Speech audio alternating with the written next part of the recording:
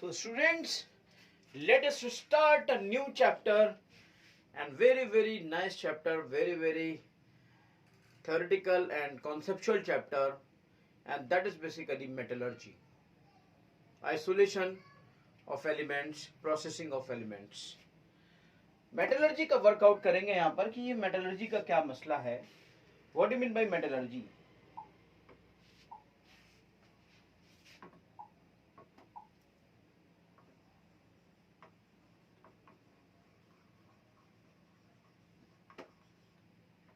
चलिए डिस्कस करते हैं बेटा मेटलर्जी को.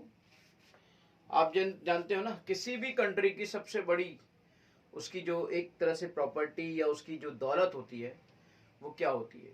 वो उसकी अर्थ क्रस्ट में, उसके हिस्से में जो ज़मीन आई है, जो ज़मीन इस अर्थ के टुकड़े से उसके हिस्से में आई है, उस अर्थ के टुकड़े के उस हिस्से में जो मिनरल्स हैं, उन मिनरल्स की क्वालिटी, उन मिनरल्स की अपॉर्चुनिटी, उस मिनरल्स की वैल्यूज इतनी ज़्यादा होती हैं कि वही उस पूरी कंट्री को दुनिया का सबसे बेताज बादशाह बनाने के लिए काफ़ी होता है. ऐसी कुछ खास चीज़ें हैं जिसमें हम बात कर सकते हैं. जैसे अगर मैं बात करूं कि सऊदी अरब को किसने अमीर बनाया, तो पेट्रोल के बाद अगर दूसरी कोई चीज़ है तो वो है इनर्ट मेटल्स का वहाँ पे मिलना. इनर्ट मेटल्स में भी खास तौर से सोने का वहाँ मिलना, सोने के पहाड़ों का मिलना. पहाड़ मतलब क्या होता है, सोने के पहाड़ का मतलब क्या होता है, मिनरल्स हमें ऐसे मिले, ओर्स हमें ऐसे मिले कि जिससे हमने गोल्ड को वहाँ से एक्सट्रैक्ट कर लिया. तो extraction of metals, basically metallurgy is science and technology to extract the metal. Science and technology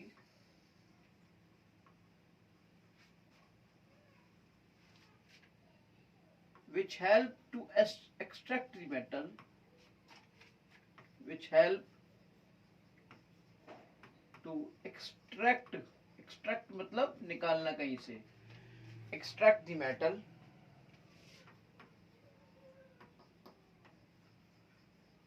from earth crust.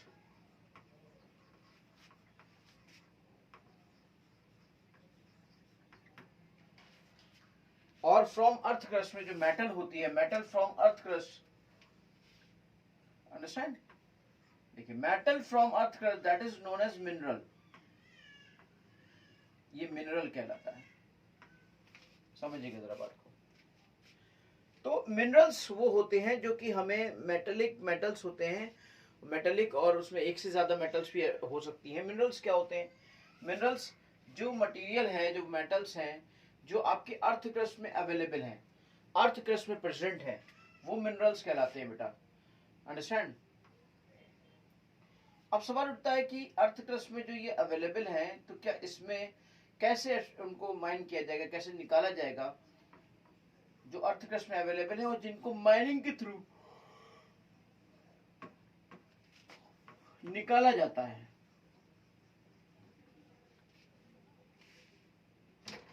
उनमें वन और मोर देन वन मेटल्स हो सकते हैं. वन और मोर देन वन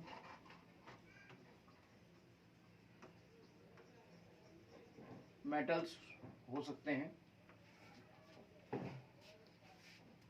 मिनरल को बेटा मिनरल्स इसे कहते हैं. अंडरस्टैंड. अब उसके साथ बहुत सारी चीजें होती है जुड़ी हुई. याद रखिएगा, हर मिनरल से जो भी चीज आपकी अर्थ क्रस्ट नीचे मिल रही है और वो मेटल उसमें अगर अवेलेबल है तो that is called as mineral. Mining के थ्रू मिल रही है, that is called as mineral. हो सकता है किसी एक मिनरल में कोई एक मेटल हो या एक से ज्यादा मेटल हो, पर from every mineral you can't extract the metal. Mineral के हर मिनरल से you can't extract the metal.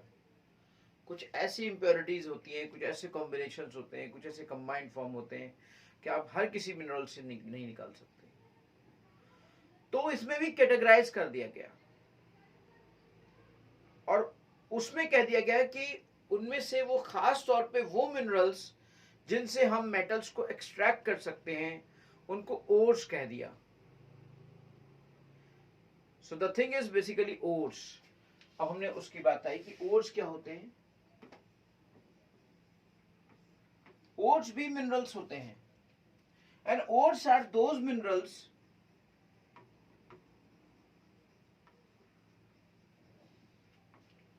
Bye which metal can be extracted, जिससे मेटल एक्सट्रैक्ट की जा सकती है, बाय विच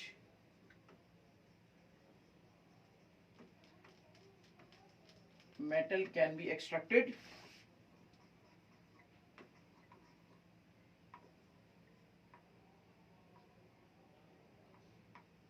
जिससे मेटल एक्सट्रैक्ट की जाती है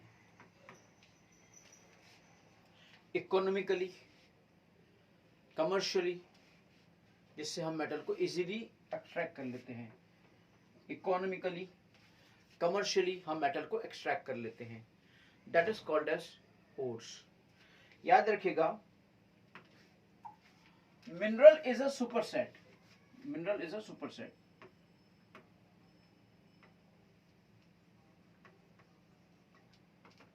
Mineral is a superset and ores are the subset.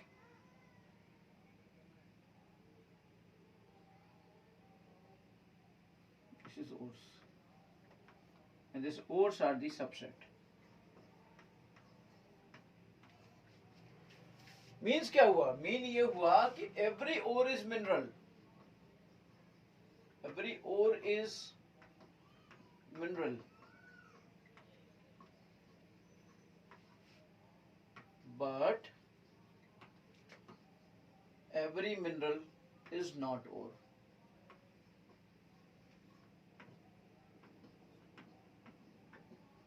खास बात ये निकल के आई कि every mineral is ore, but every ore is not mineral. Sorry, every ore is mineral, but every mineral is not ore. Understand? Every mineral is ore, but every ore is mineral, but every mineral is not ore. हर mineral ore नहीं होता है, पर हर ओर mineral होता है। हमने आपको पहले भी बताया कि मिनरल्स आपके सुपरसेट है, ओर्स उसका सबसेट है। अंडरस्टैंड?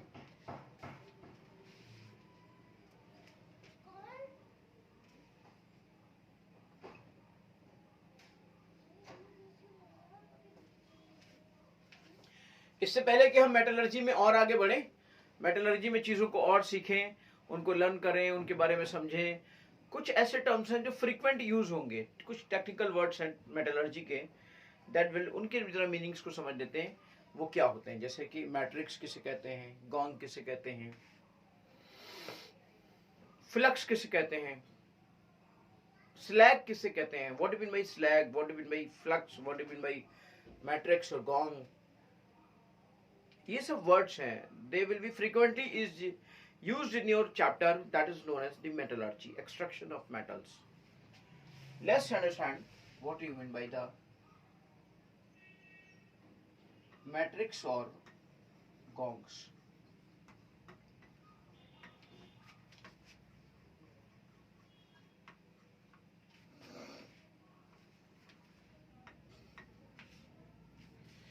आपने देखिए, आपने मिनरल्स जो भी अर्थकृत से मिला उसको आपने मिनरल बोल दिया जिसमें मेटल इन्वॉल्व है, पर उनमें से सब तो ओर्स नहीं है, क्योंकि हर किसी से मेटल को एक्सट्रैक्ट नहीं किया जा सकता। उनमें से आपने उनको सबसेट अलग कर दिया कि भाई इनसे मेटल को एक्सट्रैक्ट नहीं कर सकते, इसे ओर्स नहीं कहेंगे। जिनसे मेटल को एक्सट्रैक्ट कर लेंगे, जिनसे मेटल को हम ऑब्टेन कर सकते हैं कि किसी भी प्रोसेस के जरिए, उनको हमने ओर कह दिया।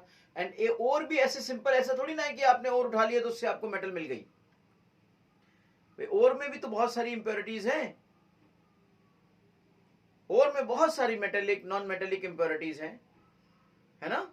तो जो नॉन मेटेलिक इंप्योरिटीज होती है, normally they are called as matrix.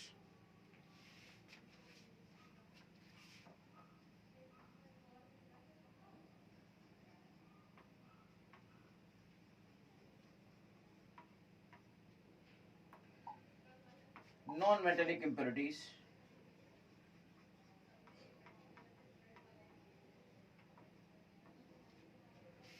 non-metallic impurities.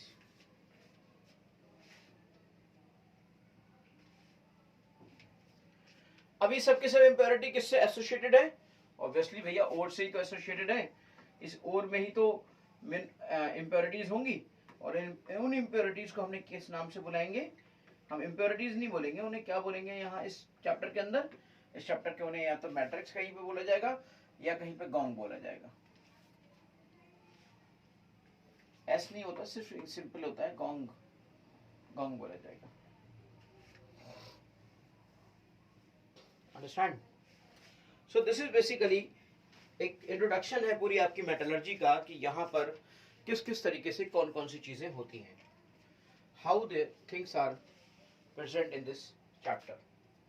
तो फर्स्ट थिंग हमने समझी गोंग और right. Next thing is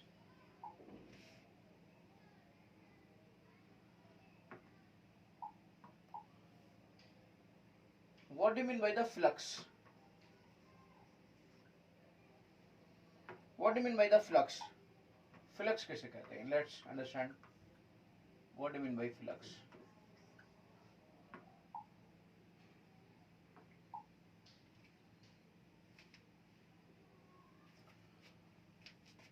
Those substances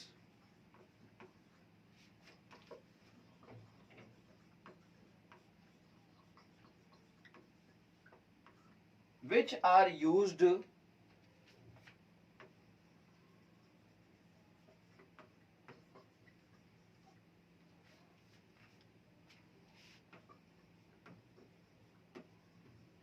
remove the impurities.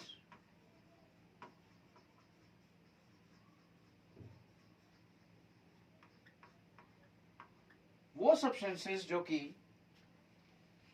to remove the impurities, which are used to remove the impurities, जो कि impurities को remove करने के लिए यूज किए जाएं, ऐसे सब्सटेंसेस को बेटा फ्लक्स कहा जाता है।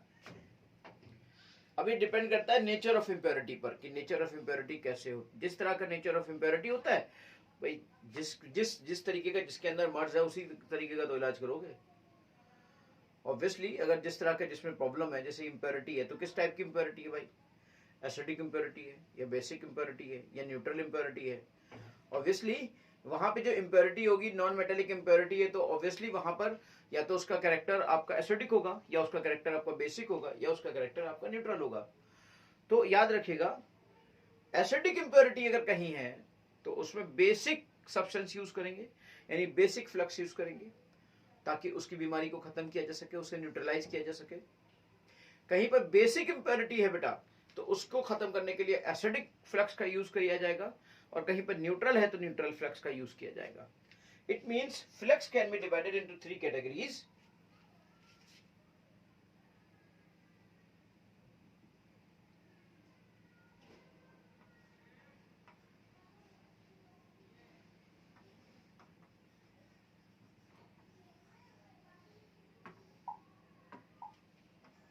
One is acidic flux।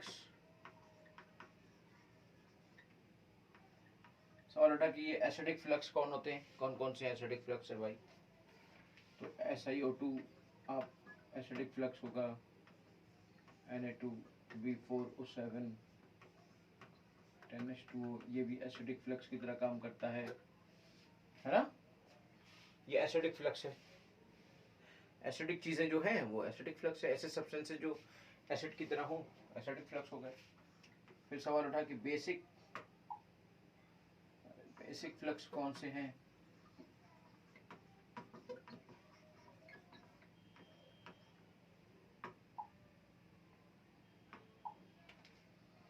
तो जैसे आपका CaO आपका एक ऐसा बेसिक फ्लक्स है बेटा। फिर सवाल उठा कि आपका न्यूट्रल फ्लक्स कौन सा है?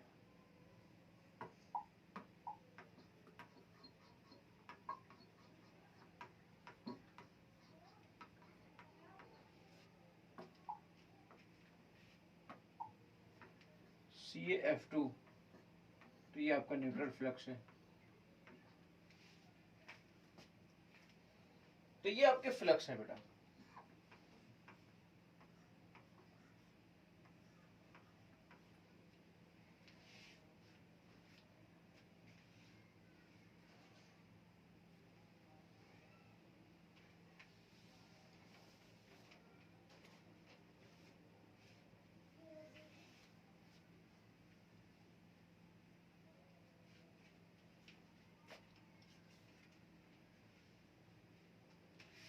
क्या बात हुई, सामने आई कि जो एसिडिक फ्लक्स होगा वो किस तरह की इंप्योरिटी को दूर करेगा, बेसिक इंप्योरिटी को दूर करेगा।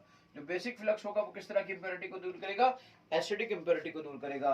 और जो न्यूट्रल फ्लक्स होगा वो किस तरह की इंप्योरिटी को दूर करेगा, न्यूट्रल इंप्योरिटी को, न्यूट्रल इंप्योरिटी को, यानी कि न्यूट्रल गॉन्ग को फ्लक्स करेगा, राइट। चलिए, यानी कि ये एसिडिक फ्लक्स किसके साथ रिएक्ट करेगा, बेसिक गॉन्ग के साथ। बेसिक फ्लक्स किसके साथ रिएक्ट करेगा, एसिडिक गॉन्ग के साथ। न्यूट्रल फ्लक्स किसके साथ रिएक्ट करेगा, न्यूट्रल गॉन्ग के साथ, न्यूट्रल मैट्रिक्स के साथ, ठीक है।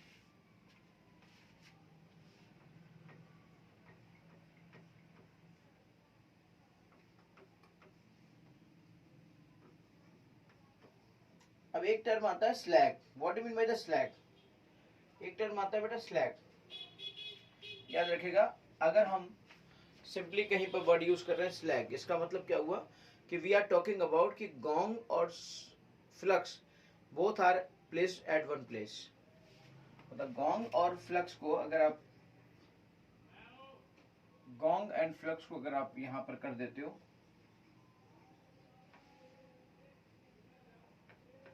गॉन्ग और फ्लक्स को दोनों को मिला देते हो, so this is called as slag. इसे हम स्लैग कहते हैं बेटा, this is called as slag.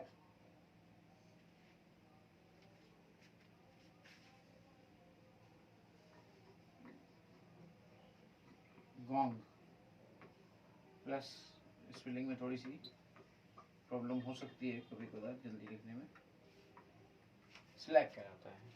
तो हमने बेसिक टर्म समझे कि मेटलर्जी को पढ़ने से पहले हमें किन किन टर्म्स को समझना पड़ेगा। हमें समझना पड़ेगा कि मिनरल्स किसे कहते हैं, हमें समझना पड़ेगा ओर्स क्या होते हैं।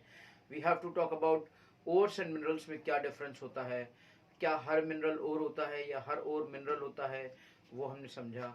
इससे आगे पहले कि हम आगे बढ़े तो वी हैव टू अंडरस्टैंड कि हमने ओर तो ले लिया, लेकिन ओर के साथ इम्प्योरिटी होगी, तो उस इम्प्योरिटी को क्या बोलेंगे, तो गॉन्ग बोलेंगे या मैट्रिक्स बोलेंगे।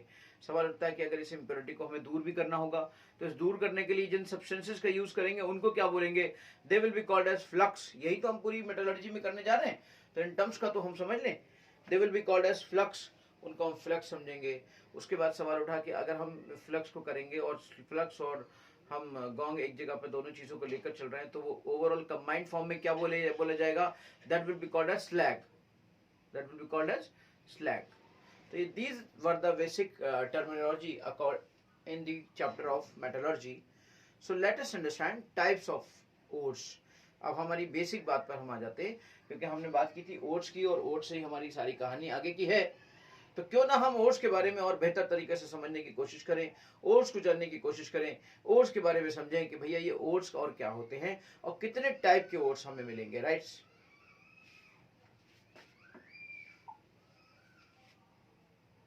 So let us understand oats. How many types of oats are there?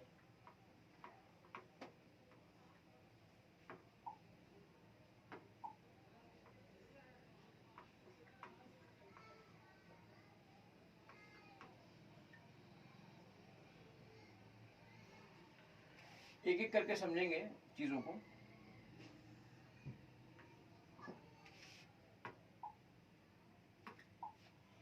First ओर जो होता है बेटा उसको हम कहेंगे oxo salt ore.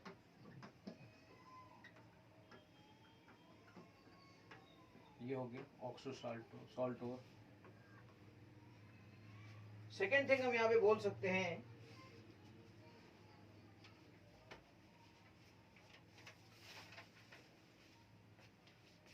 Oxide ores, जो ऑक्साइड की फॉर्म में मिले, ऑक्साइड ओर्स। थर्ड थिंग हम बोल सकते हैं सल्फाइड ओर्स, जो सल्फाइड की फॉर्म में मिले वो आपके सल्फाइड ओर्स। हैलाइड की फॉर्म में जो मिले वो हैलाइड ओर्स। ये आपको नॉर्मली देखने को मिलेंगे। दिस इज, ये आपका हो गया oxo salt ore, oxide ores, sulphide ores and halide ores. एक एक करके इनके कुछ नामों को समझते हैं कि किस कैटेगरी के कौन से ओर्स होते हैं। जैसे हम बात समझे ऑक्सो सॉल्ट ओर्स, यानी कि सॉल्ट के अंदर कहीं ऑक्सीजन प्रेजेंट है, प्योर सॉल्ट नहीं है, राइट। तो ऐसे सॉल्ट जो कि ऑक्सीजन से बने हुए हैं, oxo salt ores. Oxide ores यानी ऑक्सीजन वहां पर प्रेजेंट है। ऑक्सीडाइड तो आप सब जानते हो, सल्फाइड को भी जानते हो, S2 माइनस। ऑक्साइड को भी आप जानते हो, O2 माइनस। हाइलाइट को भी आप जानते हो, X माइनस। ये सॉल्ट है, लेकिन सॉल्ट ऑक्सीजन वाला सॉल्ट है, जिसमें ऐसा सॉल्ट जो कि ऑक्सीजन प्रेजेंट है जिसमें, that is called as oxo salt. इसके ऐसे एसिड्स नहीं कहलाते हम लोग ऑक्सी एसिड्स, यानी ऐसे एसिड जिनमें कि ऑक्सीजन प्रेजेंट हो, that will be called as oxo salt, है ना।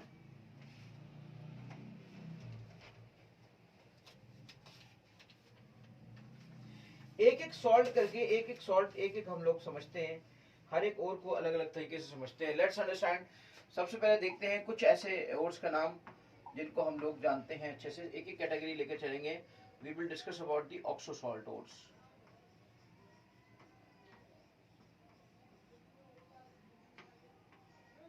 अगर मैं यहाँ पे देखूं ऑक्सो सॉल्ट ओर के बारे में, तो एक नए उसमें ले लेता हूँ क्योंकि स्पेस यहाँ पे कम होगा। तो पहला उसमें जो नाम लिखा जाएगा, that first name will be FeCO3, और इसको हम लोग सिडराइट कहते हैं नॉर्मली, सिडराइट। दूसरा जो नाम यहाँ पे लिखा जाएगा, दैट विल बी ZnCO3, और इसको हम लोग कैलामाइन कहते हैं। ये सब चीजें आपको ध्यान में रखनी चाहिए कि ऑक्सो सॉल्ट वाले कौन कौन से होते हैं।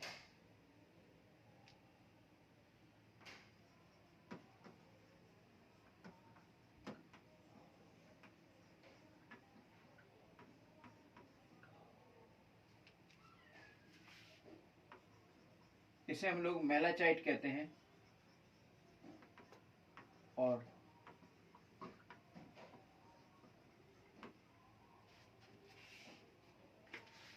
बेसिक कॉपर कार्बोनेट, या इसे बेसिक कॉपर कार्बोनेट भी कहा जाता है।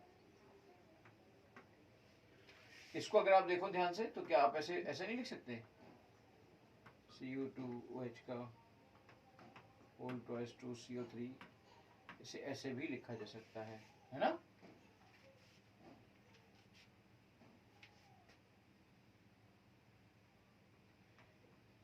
इसी में अगर मैं थोड़ा सा चेंज कर दूं, खाली ये आपका जैसे 2 है और यहाँ पे 2 और ले आऊं, तो this will be called as, इसको बेटा हम azurite, it is called as azurite. आप देखो ना, सब में आप देख रहे हो ध्यान से, एक बात आ रही है सीधी सीधी, सिडराइट, कैलामाइन में थोड़ा सा डिफरेंस है, मेलाचाइट, कार्बोनेट, है ना। अब देखिए जरा, सब में देखिए ऐसे सॉल्ट है, देखिए ये सॉल्ट है, लेकिन ये ऑक्सीजन वाला सॉल्ट है, ऑक्सीजन वाला सॉल्ट है, ऑक्सीजन सॉल्ट है, ऑक्सीजन वाला सॉल्ट है। तो ऐसे ऑक्सीजन के सॉल्ट को बेटा हम लोग क्या कहते हैं, ऑक्सो सॉल्ट ओर, ऑक्सो सॉल्ट ओर। ओके, इसके बाद अगली कैटेगरी का हम डिस्कशन करते हैं। Next category is basically oxide ores. Next category is basically oxide ores, और उनके बारे में हम एक एक करके समझते हैं। ये तो सिर्फ ऐसी चीजें हैं जिनमें सिर्फ नामों को अपने आपको ध्यान रखना है, कोई और तरीका नहीं है इससे मैं इसको आपको समझा सकूं। जैसे कि पहला नाम मैं इसमें लिख रहा हूं ZnO। ZnO जिसको हम किस नाम से पुकारते हैं, साथ साथ में आपको ये भी लिख रहा हूं, ज़िलसाइटोर। दूसरा second name is in this category is Fe2O3, and this is known as hematite ore, इसको हम हेमेटाइट के नाम से जानते हैं। Third name is basically Fe3O4, and that will be called as magnetite. Magnetite, आप ये सब तो आप सभी जानते हो अच्छे से।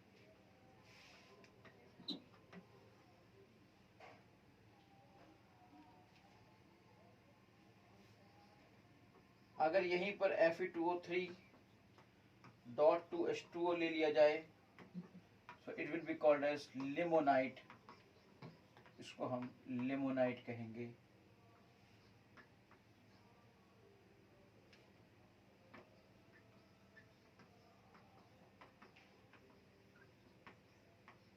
it will be called as bauxite.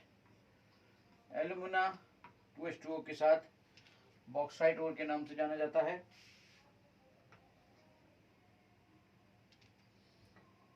Cu2O cuprite और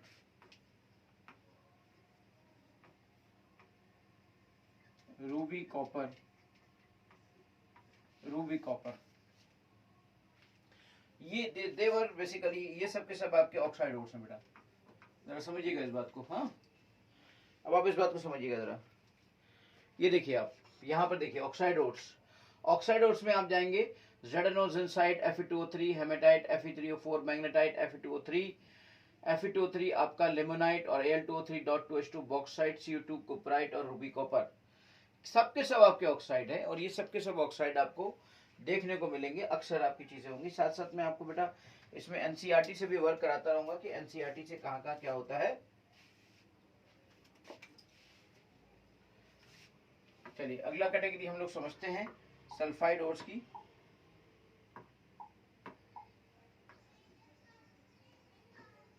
सल्फाइड ओर्स में आप एक बार जरूर समझ लीजिएगा कि सल्फाइड ओर्स में S2- इस तरीके से रहेगा। फर्स्ट नेम इसका लिखते हैं सल्फाइड ओर का, जिंक ब्लेंड ZnS, इसे हम लोग कहते हैं जिंक ब्लेंड।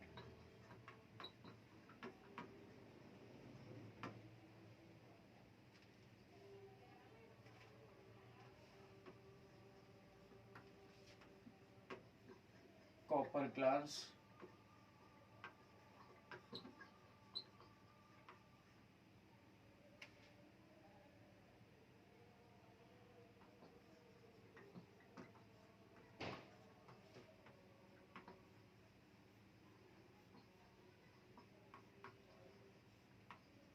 कॉपर पायराइट, और यू कैन सी ऑल्सो चोल्कोपाइराइट। तो ये आपका CuF दूसरे second name and this is third name, fourth name is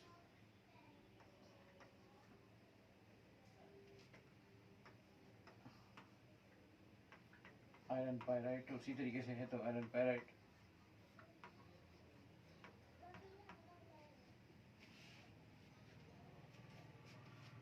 हाँ, ये कई बार क्वेश्चन आया बेटा, इसका एक बड़ा अच्छा ही नाम है, फूल्स गोल्ड, मतलब मूर्खों का सोना।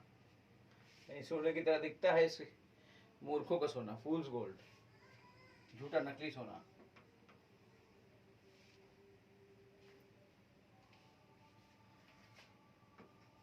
Ag2S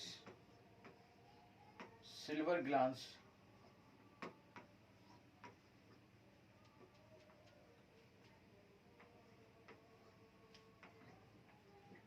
PBS को तो सब जानते हैं भाई बहुत अच्छे से, है ना, गैलेना। जरा समझिए इस बात को। तो ये है आपका सारे के सारे सल्फाइड ओर्स जो नॉर्मली हमें देखने को मिलते हैं, और उनमें से पहला है जिंक सल्फाइड जिसे जिंक ब्लेंड कहते हैं, कॉपर सल्फाइड जिसे कॉपर ग्लांस के नाम से जानते हैं ओर्स की दुनिया में, CuFeS2 कॉपर पायराइट जिसे हम कॉपर पायराइट को बेटा चाल्कोपाइराइट के नाम से भी जानते हैं ओर्स की दुनिया में, FeS2 फेरस सल्फाइड है बेसिकली ये, लेकिन फेरस सल्फाइड को हम ओर्स की दुनिया में जानते हैं फूल्स गोल्ड के नाम से, मूर्खों का नकली सोना आयरन पैराइट के नाम से जानते हैं, सिल्वर ग्लांस के नाम से जानते हैं सिल्वर सल्फाइड को। तो हमने सिल्वर सल्फाइड नॉर्मल उसमें लैंग्वेज में हम सिल्वर सल्फाइड कह सकते थे, लेकिन इसको हमने बोलेंगे क्या, सिल्वर ग्लांस।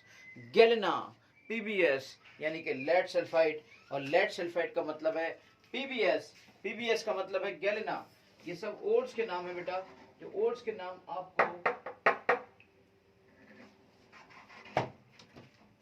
नाम आपको बड़ी मदद करेंगे, और ये आपकी पूरी मेटलर्जी के अंदर आपके काम आएंगे।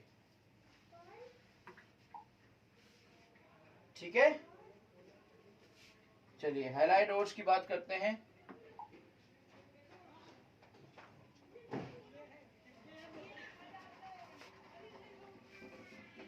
हैलाइड ओट्स की बात करते हैं।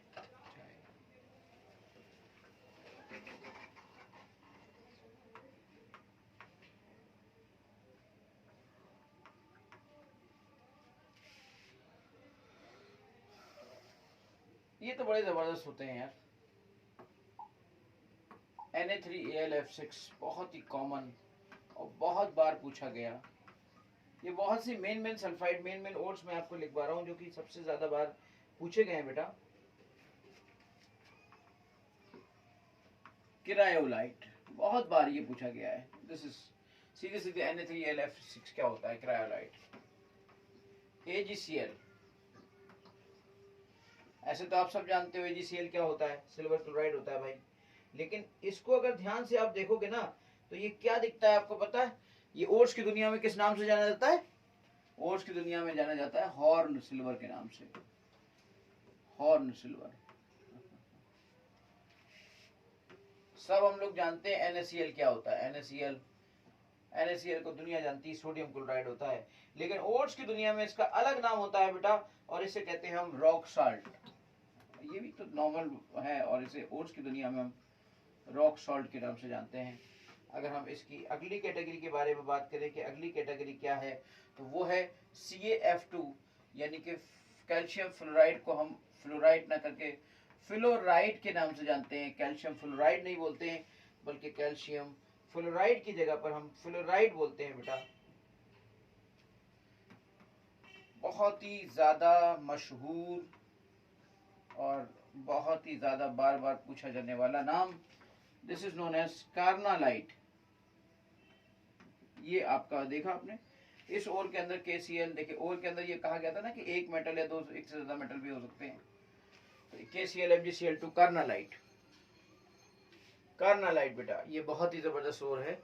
इससे आप इनसे सब चीजों को, मेटल्स को एक्सट्रैक्ट करोगे। जितने भी तरह के ओट्स मैंने अभी आपको बताए, इनमें से कोई ना कोई नाम भी सीधे डायरेक्टली यूज करने के लिए पूछ लिया जाता है कि भैया फूल्स गोल्ड क्या है, या कभी कोई पूछ ले कार्नालाइट क्या है, कभी कोई पूछ ले क्रायोलाइट क्या है, कभी कोई पूछ ले हॉर्न सिल्वर क्या है। अब तुम्हें पता ही नहीं हॉर्न सिल्वर क्या होती है, तुम कभी सोच भी नहीं पाओगे सपने में कि यार ये तो AgCl होता है ना। तो इस तरह की बहुत सारी चीजें होती है बेटा जिनके बारे में हमें जानना चाहिए, समझना चाहिए। हमने कैटेगरी को समझा, एक एक ओर के बारे में समझा कि कौन सा ओर किस तरह का है। ओट्स में हमने सबसे पहले किसको समझा था? ओट्स में हमने सबसे पहले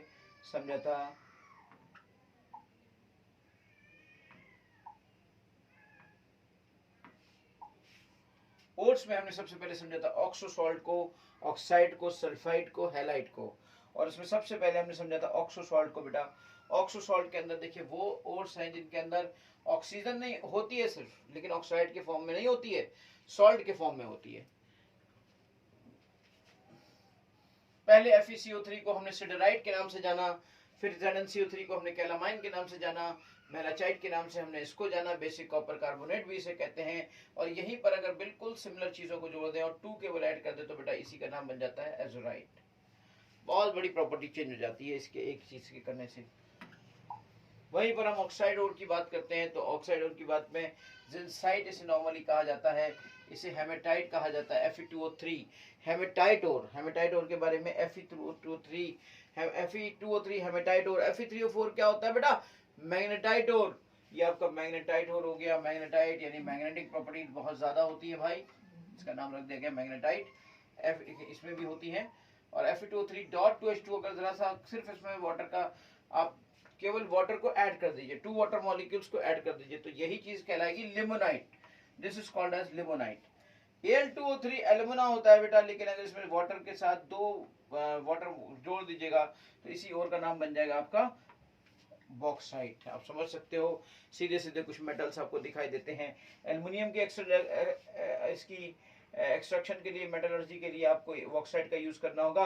क्यूपराइट को हम रूबी कॉपर भी कहते हैं। रूबी कॉपर नॉर्मली कॉपर को एक्सट्रैक्ट करने के लिए यूज किया जाता है। तो ये सब वही ओर्स हैं, इन्हीं के इस्तेमाल से हमारे आगे के मेटल्स को एक्सट्रैक्ट करने के तरीके हमारे पास मिलेंगे।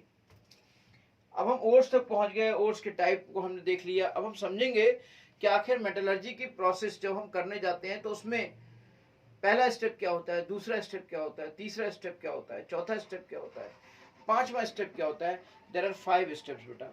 5 स्टेप्स होते हैं इस पूरी मेटलर्जी के अंदर। हम एक एक स्टेप को समझेंगे ध्यान से कि कौन कौन से स्टेप किस किस तरह के होते हैं। Let us understand first of all once more revise sulphide ores. Zinc sulphide, zinc sulphide आपका आ गया जिंक ब्लैंड के फॉर्म में मिलता है। कॉपर सल्फाइड आपका कॉपर ग्लास के नाम से जाना जाता है। CuFeS2 बेटा कॉपर पैराइड यानी कि चालको पैराइड के नाम से जाना जाता है। यहीं पर आप FeS2 की बात करिए, FeS2 आयरन पैराइड या फूल्स गोल्ड के नाम से जाना जाता है। Ag2S आपका सिल्वर ग्लांस यानी कि सिल्वर ग्लांस के नाम से जाना जाता है। PbS आपका गैलेना के नाम से जाना जाता है, गैलेना। PbS आपका गैलेना के नाम से जाना जाता है। This is known as with the help of galena, मतलब वर्ड गैलेना यूज किया जाता है, हेलेना नहीं, गैलेना। Okay, so this is halide ores. Halide ores बेटा बहुत ही ज्यादा इनऑर्गेनिक में इंटरेक्टिव होना बड़ा मुश्किल होता है मेरे लिए, लेकिन कोशिश मैं करता हूँ और कोशिश करता रहूंगा। लेकिन बाकी केमिस्ट्री के ऑर्गेनिक और इनऑर्गेनिक में तो आपको मैं ज़बरदस्त तरीके से, लेकिन इसमें बहुत ज़्यादा कॉन्सेप्ट नहीं होते हैं, मेमोरी बेस्ड बहुत सारी बातें होती हैं, और मेमोरी के मामले में थोड़ा सा कच्चा पड़ता हूँ, तो मुझे लगता है कि यार ये थोड़ा सा मेरे लिए बड़ा अनकंफर्टेबल लगता है। लेकिन फिर भी इनऑर्गेनिक में मज़ा आता है, क्योंकि कुछ चीज़ें हैं जो बहुत इंटरेस्टिंग होती हैं, और वो इंटरेस्ट ही इसको इंटरेस्ट में मज़ा, जब तक किसी चीज़ में मुझे मज़ा नहीं मिलता है मैं कर नहीं पाता हूँ। तो मैं बड़ा कोशिश कर रहा हूँ कि इसमें मुझे मज़ा आए, और मुझे मज़ा आ रहा है, थोड़ा थोड़ा आ रहा है। Na3AlF6 क्रायोलाइट AgCl बेटा, AgCl आपका हॉर्न सिल्वर होता है, और NaCl हॉर्न सिल्वर। बताओ इसका हॉर्न लग गया, हॉर्न सिल्वर, सींग वाला सिल्वर है ना। रॉक सॉल्ट रॉकिंग करता है ये। अरे भैया NaCl तो हर टेबल पर, टेबल सॉल्ट भी इसे कहते हैं, हर टेबल पर ये, अच्छा टेबल सॉल्ट भी कह सकते थे, लेकिन ओर के फॉर्म में से रॉक सॉल्ट ही कहेंगे, क्योंकि ओर्स में एक अपनी उनकी नोमेनक्लेचर होता है, अपना IUPAC है, अपना सिस्टम है कि भाई ओर्स को हम इसी नाम से बुलाएंगे। अरे भाई AgCl था, सिंपल सिल्वर क्लोराइड कह सकते थे, पर हॉट सिल्वर बोला गया क्योंकि ओर के फॉर्म में, ये पता चले कि यहाँ AgCl ओर के फॉर्म में है। अगर तुम ओर नहीं बोलोगे, क्योंकि ओर के फॉर्म में तो इसलिए रखना पड़ता है कि ओर में तो बहुत सारी चीजें इन्वॉल्व है, ओर में तो बहुत सारी इंप्योरिटीज इन्वॉल्व है। ओर्स कोई सिल्वर क्लोराइड थोड़ी ना है, ओर्स के अंदर तो बहुत कुछ है। सिल्वर क्लोराइड का ओर के साथ बहुत सारी इंप्योरिटीज हैं, तो अगर वो सिर्फ सिल्वर क्लोराइड होता तब AgCl बोलते, लेकिन वो तो मिक्स है सब चीजों का। एक और मिला है हमें, अर्थक्रस्ट से हमने उसे पाया है, तो उसका नाम तो हम स्पेशली रखेंगे ना, नाम अलग रखने का रीजन भी समझो।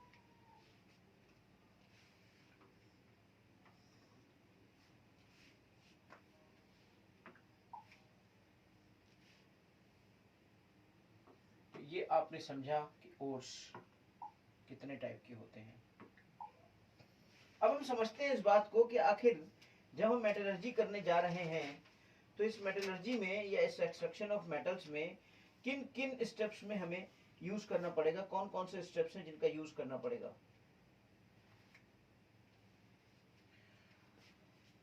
उन प्रिंसिपल्स को आप समझते हैं। Extraction of metal, principle of extraction of metals, principles of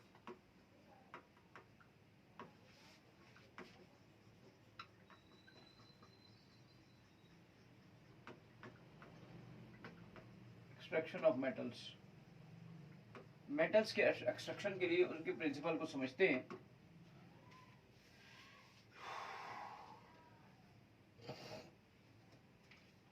सबसे पहली बात, स्टेप नंबर 1, 5 स्टेप्स में ये काम होता है।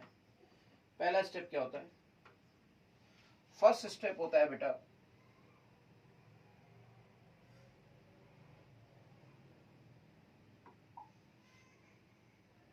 Crushing of ores.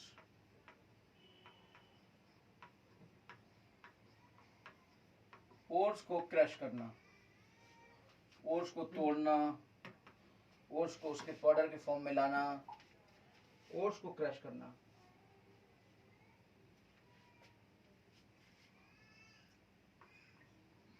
क्रश मतलब तोड़ना, क्रश करना। जॉ क्रशर्स होते हैं, जबड़े वाले क्रशर्स, उनकी हेल्प से हम इस ओर को सबसे पहले तोड़ लेते हैं, बहुत बारीक बारीक कर लेते हैं, बहुत बारीक बारीक कर लेते हैं, बिल्कुल ग्राइंड कर लेते हैं।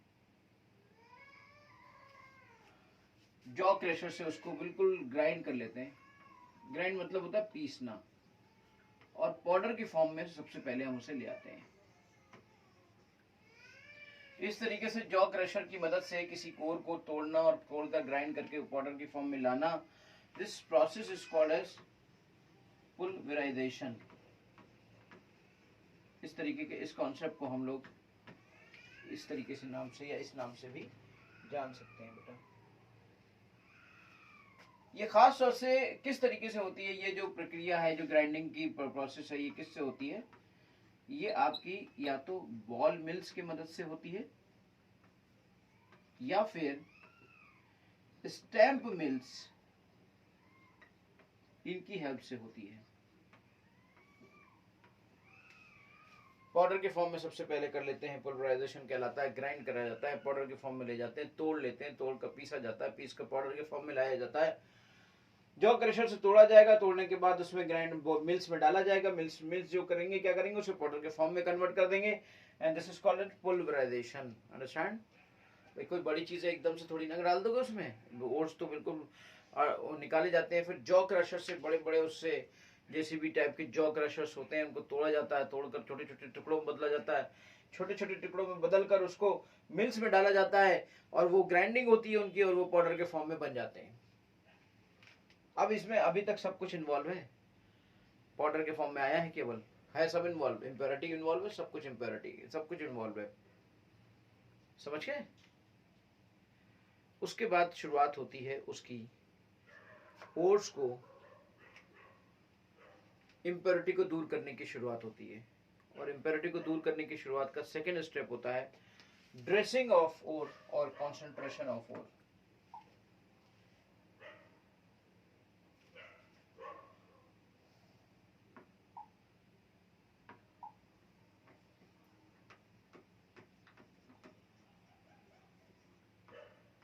ड्रेसिंग और concentration of oats। ओट्स की ड्रेसिंग या ओट्स का कंसंट्रेशन इसे कहा जाता है। क्या होती है ये ओट्स की ड्रेसिंग या ओट्स का कंसंट्रेशन ऑफ ओट्स? क्या मतलब मीनिंग क्या, what do you mean by the meaning, meaning क्या है इसका?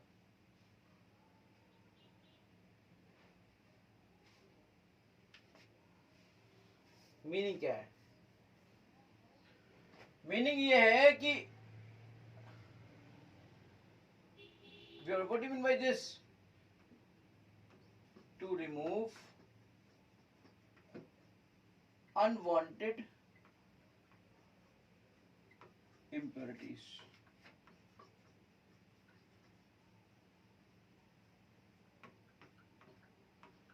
To remove unwanted impurities।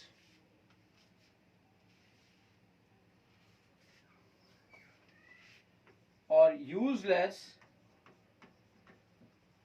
impurities।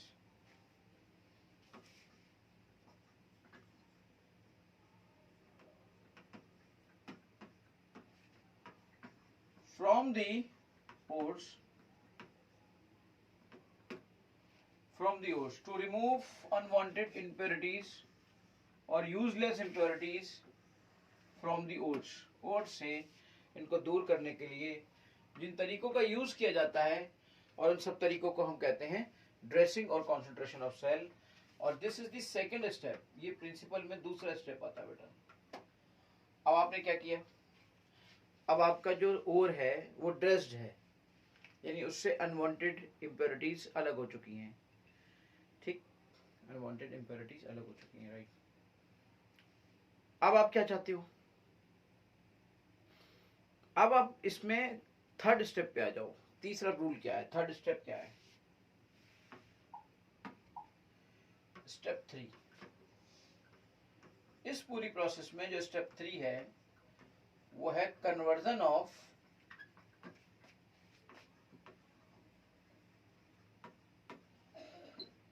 Concentrated ore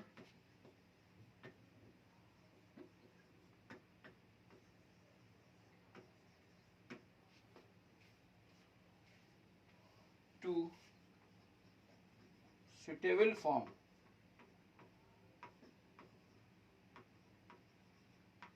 generally oxide, generally oxide for the reduction, है ना। देखिए अब जो हमारा कॉन्सेंट्रेटेड ओर हमें मिल गया है, कॉन्सेंट्रेटेड ओर मतलब जिसकी अभी सफाई हो चुकी है। अब ओर हमें जिस फॉर्म में मिला हमने उसकी सफाई कर दी, लेकिन अब एक तरीका अपनाओ कि जिससे वो ओर जिसकी सफाई की गई थी वो ओर आपको कैसे मिल जाए, वो ओर किस फॉर्म में मिल जाए, ऑक्साइड के फॉर्म में मिल जाए। Conversion of concentrated ore to the oxide form. Oxide क्यों किया हमने, ताकि हम उसका रिडक्शन कराकर प्योर मेटल को ऑब्टेन कर सकें, प्योर मेटल को ऑब्टेन कर सकें। ये स्टेप 3 में हमने किया। स्टेप 3 में हमने समझा कि कन्वर्जन करना है भाई, क्या करना है, कन्वर्ट करना है। कौन से, किसको, कॉन्सेंट्रेटेड ओर को। ये कॉन्सेंट्रेटेड ओर कौन है, ये ओर जिससे अभी हमने पहले ओर था जिसमें अनवांटेड और यूजलेस इंप्योरिटीज थी, फिर हमने अपने तरीके अपनाए, वो सारे तरीके अभी डिस्कस करेंगे। वो सब तरीके अपनाए, तरीके अपनाने के बाद वो ओर आपका कॉन्सेंट्रेटेड हो गया, ड्रेस्ड हो गया, पहन गया, उसने कपड़े पहन लिए, उसके ऊपर से गंदगी हट गई, ठीक है ना, कपड़े पहन लिए उसने। अब उस कपड़े पहनने वाले को ऑक्साइड में कन्वर्ट करो, यानी कॉन्सेंट्रेटेड ओर को ऑक्साइड में कन्वर्ट करो, क्योंकि ऑक्साइड का रिडक्शन आसानी से आप बाद में कर सकते हो और मेटल को ऑब्टेन ले कर सकते हो। ये आपका स्टेप 4।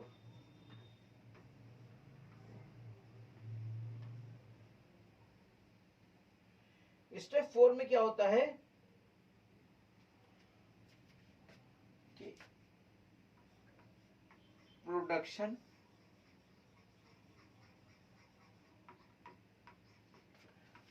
और आइसोलेशन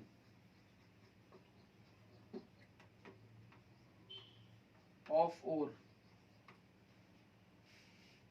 नहीं, ऑफ ओर क्यों भैया, ओर कहां से आ गया, अब तो ओर तो बहुत आगे बढ़ गए हम लोग।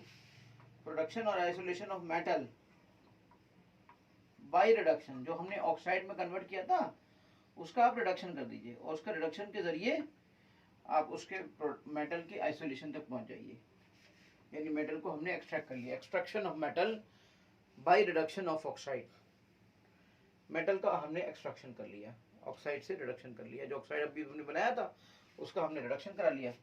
इस तरह से हमने एक्सट्रैक्शन करा लिया और हमें मेटल मिल गया।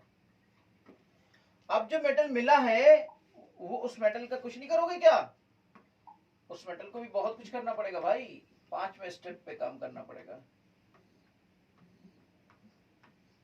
5वें स्टेप पे काम करना पड़ेगा, प्यूरिफिकेशन। अभी और प्यूरिफाई करना है, प्यूरिफिकेशन एंड रिफाइनिंग ऑफ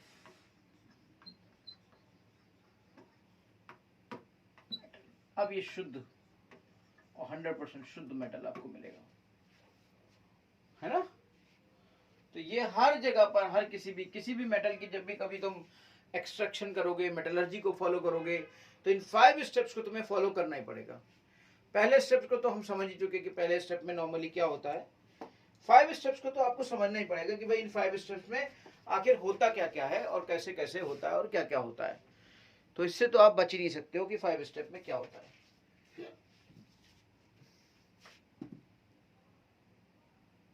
पहला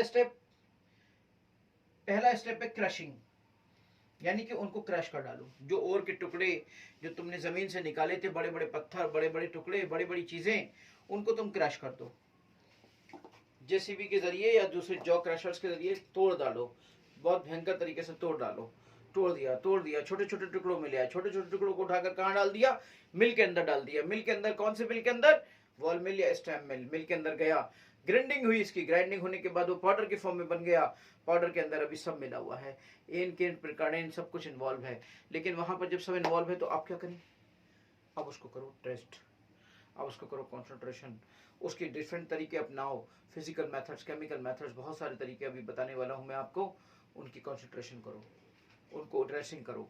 ड्रेसिंग की आपने, ड्रेसिंग करने के बाद आगे बढ़े, आगे बढ़ने के बाद देखा कि भाई उस सेल, उस कॉन्सेंट्रेटेड आपने उस ओर को कॉन्सेंट्रेट कर लिया। अब क्या करना है, अब तीसरे स्टेप पे पहुंचो।